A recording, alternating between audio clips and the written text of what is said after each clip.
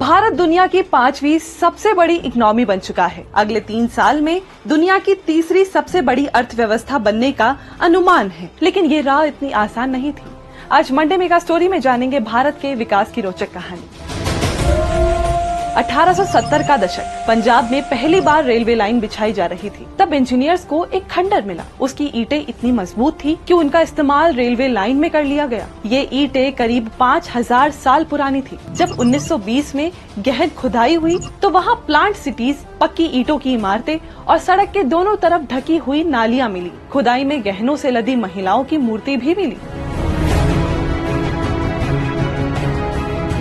ये सभी अवशेष 5000 साल से भी ज्यादा पुरानी सिंधु घाटी सभ्यता के थे, जिसे हड़प्पा सभ्यता भी कहते हैं। लोथल से मिला बंदरगाह उस समय की बिजनेस एक्टिविटीज का सबसे बड़ा सबूत है। इस सभ्यता के लोग टेक्नोलॉजी, साइंस और नाप जोख का अच्छा ज्ञान रखते थे। पहली शताब्दी में कुषाण राजाओं ने पहली बार सोने के सिक्के चलाए। इससे विदेशी व्यापार में आसानी होती थी।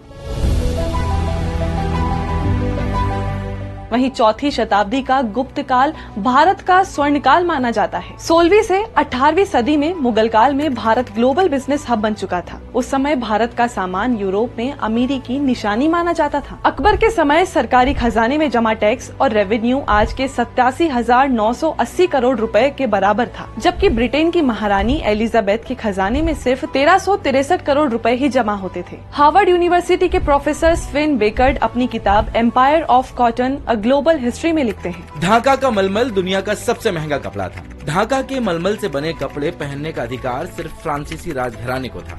आम नागरिकों को ये कपड़ा पहनने पर कड़ी सजा दी जाती थी। मुगल बादशाहों ने देश के सभी बिजनेस सेंटर्स को आपस में जोड़ने के लिए सड़कों का जाल बिछाया। वहीं इंडियन मर्चेंट नेवी के रिकॉर्ड से पता चलता है कि अकबर के शासनकाल में मर्चेंट नेवी के बेड़े में 40,000 जहाज थे।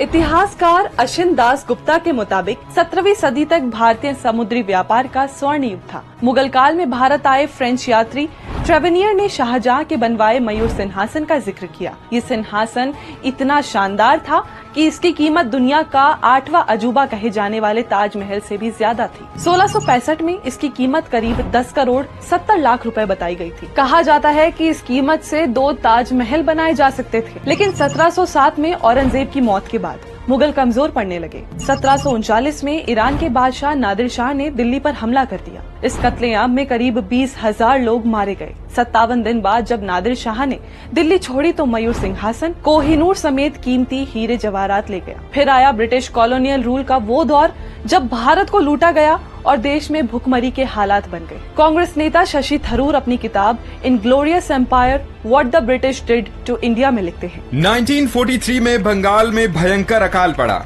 जिसमें 30 लाख लोग भूख से मारे गए। ये अकाल भूख का नहीं बल्कि ब्रिटिशर्स के अत्याचार। पूरा वीडियो देखने के लिए डाउनलोड करें दैनिक भास्कर ऐप।